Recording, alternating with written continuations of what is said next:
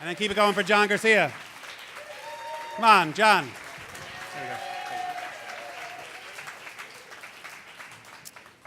go. I'm Mexican, and we love to party. We celebrate everything. Take graduations. When someone graduates high school, you throw this huge party, and then they graduate from college, and you throw this huge party.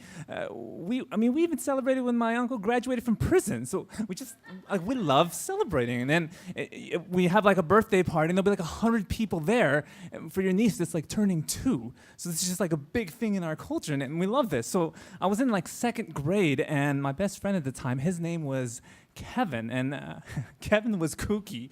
There was a reason that everybody in second grade called him Kooky Kevin. He'd get really nervous, and he'd pull a pacifier out of his mouth and start sucking it. He was 7 years old. And so he comes to school one day, and he hands me this envelope, and he says, "My mom says you should give this to your mom." And I say, "Well, what is it?" And he goes, "Well, I don't know." So I open it, and I try to read it, but it's all Greek to me because you don't learn handwriting until you're in third grade. So I take it to my mom, and I go home, and she opens it, and she says, "Kevin's having a birthday party." And I said, "This is great." She goes, "Kevin's parents have money." And I said, This is great." And she goes, "We're going to go to this party because Kevin's going to have the best party ever." I say, "That's awesome." So we buy this modest present, and we're headed to the party. And when we get to the party, sure enough, it's the party of the century. It's this huge block party, and there's tons of people there. There's at least 37 Mexican kids running around, and they're destroying everything, and there's this clown, and he's totally blowing my categories because when I'm in second grade, I think that all clowns speak English, and for some reason this clown speaks Spanish, so he's giving commands, and I don't know how to follow them, and it's just Bozo the Clown is just not working for me. And so the day goes on, and the party's just getting better and better, and then Kevin's mom goes up to my mom, and he says, "Kevin's mom wants to know if you're having a good time." And I say, "Yeah, I'm having a great time." He says, "Kevin's mom says that the best part is yet to come." And I'm thinking, well, that's great. How much better could it get? Because this party is already rocking. And she says, "Well, just wait." So we wait 20 more minutes, and I'm playing pin the donkey.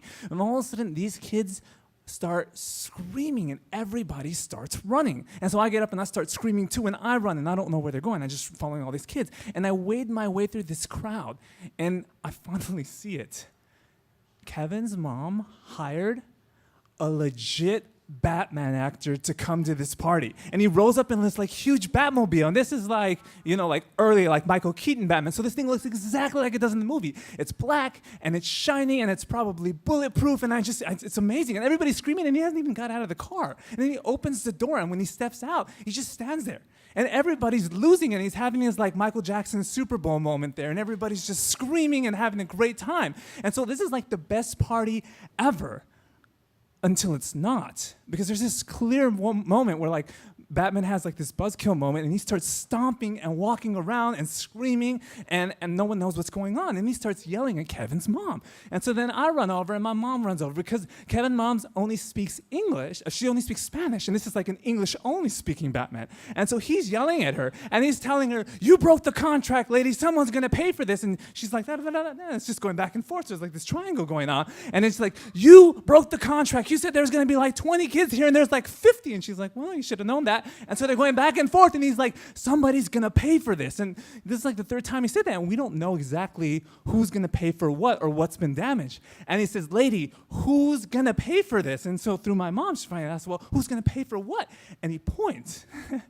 And he points at the Batmobile. And when we look at the Batmobile, that thing is being destroyed. There's this kid on top of the Batmobile, and he's jumping. There's another one that's doing snow angels on the hood. There's one sitting in the driver's seat, and he's honking the horn. There's another one in the back kicking the tire. One of them's doing karate chops on the light. They're just destroying the best Batmobile ever. So Batman walks over there, and in his anger, he puts his hand on the spoiler, and when he does, he rips it off. And my child is falling apart right before my eyes, because as he is shaking it, I realize that it's not actually metal, it's styrofoam. And this is ruining my picture of Batman. But then I take a closer look at the car, and it's actually not really shiny paint, it's more like primer. And then I look closer, and it kind of looks like a Toyota Camry Batmobile. And then I look at the tires, and I wonder if the real Batmobile has balding Goodyear tires as well. And so Batman gets really angry, and he hops in the car, and he takes off. And this could be my second grade imagination, but I imagine fire coming out of the back as he splits. But I always think about that story, and it's like so deeply with me because Batman has like he matches the genius of the Joker and the seduction of Catwoman and the strength of Bane, but he comes toe to toe with 50 Mexican kids, and he loses. And that sits deeply with me, man, because it reminds me that when Batman had to face a bunch of immigrants, he lost. So I think it goes to show that if you band together and you work hard, you can accomplish anything, even if you come from a shithole country. Thank you.